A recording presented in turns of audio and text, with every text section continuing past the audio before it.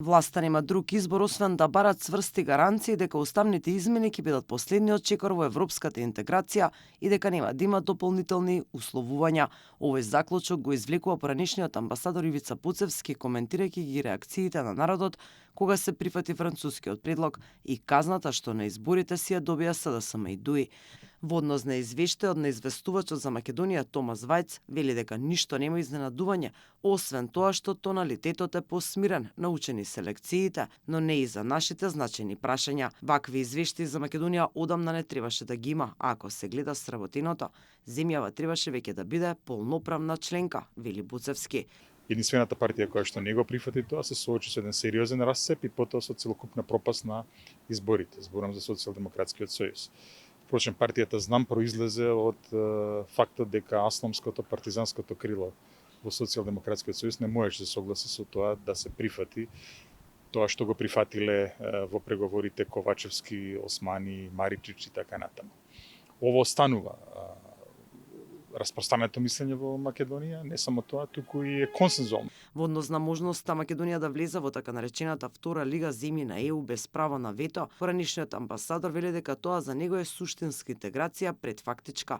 Македонија треба да ја зграбчи и прифати можноста ако на маса е ставена цела интеграција на Македонија во единствениот пазар.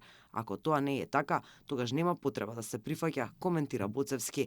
Забележува дека проширувањето на ЕУ е секогаш прецизно, па ако дојде до тоа би било одлично за нас. Кога Европската унија носи одлука една земја да влезе, тоа има свој јасен патоказ, јасни рокови. Да се разбереме, Хрватска точно знаеше кога ќе влезе во Унијата. Бугарија и Романија точно знаеа кога ќе влезат во Унијата.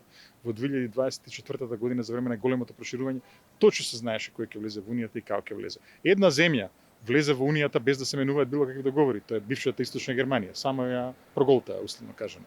Така што кога сака Европската унија дава одговор. Дај Боже да дојдеме до таа ситуација. Клучот за таа ситуација е мирот во Украина. Така што тоа што ќе се стави на маса на Украина најверојатно ќе биде за нас. Во последниот извештај се нотира напредок во реализацијата на транспортната мрежа и коридорите 8 и 10, како и пофалби за инфраструктурното поврзување со Европската унија.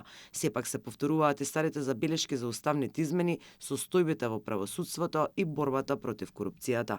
Вајц оцени дека унапредувањето на владењето на правото е клучно не само за напредок кон членство во ЕУ, туку и за зајакнување на демократските институции и довербата на граѓаните. Тој нагласи дека е неопходно надминување на застојот околу уставните измени, посочувајќи дека во услови на геополитички предизвици Европа мора да остане обедината. Сепак признава дека напредокот е закочен поради стравувањето од нови блокади од Софија, имајќи предвид дека Македонија и претходно беше условувана на евроинтегративниот пат. Вајц повика на итно зголемување на политичка волја од двете страни за деблокирање на процесот.